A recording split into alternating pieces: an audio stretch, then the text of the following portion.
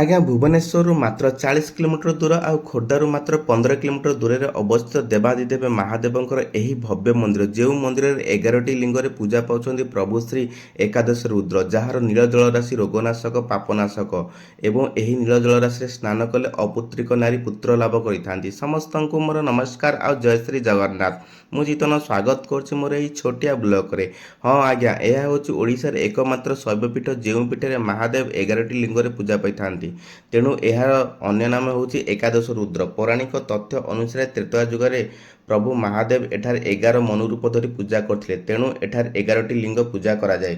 ମନ୍ଦିରରେ ପ୍ରାଙ୍ଗଣରେ ଥିବା ନୀଳ ଜଳରାଶିକୁ କାମନା ଦହନ କୁଣ୍ଡ ବା କନ୍ଦର୍ପ ଭସ୍ମ କୁଣ୍ଡ କୁହାଯାଏ। ଏଠାରେ ଯିଏ ଯାହା ମାନସିକ କରି ଏହି କୁଣ୍ଡରେ ସ୍ନାନ କଲେ ମହାଦେବ ସେମାନଙ୍କର ମନସ୍କାମନା ପୂର୍ଣ୍ଣ କରିଥାନ୍ତି। ମନ୍ଦିରର ପରିପାର୍ଶ୍ୱରେ ରହିଛି ମା ଲକ୍ଷ୍ମୀ ଓ ପାର୍ବତୀଙ୍କ ମନ୍ଦିର ଓ ମନ୍ଦିରର ଅନ୍ୟ ଏକ ସ୍ଥାନରେ ରହିଛି ପ୍ରଭୁ ଶ୍ରୀ ବଜରଙ୍ଗବାଲୀଙ୍କର ଏକ ବିରାଟକାୟ ରୂପ। ଯଦି ମୋର ଏହି ଛୋଟିଆ ବ୍ଲଗଟି ଆପଣଙ୍କୁ ଭଲ ଲାଗିଥିବ ଗୋଟେ ଛୋଟ ଲାଇକ୍ ଆଉ ସବସ୍କ୍ରାଇବ୍ କରିଦେବେ। Thank you. ରହିଲି, ଜୟ ଜଗନ୍ନାଥ।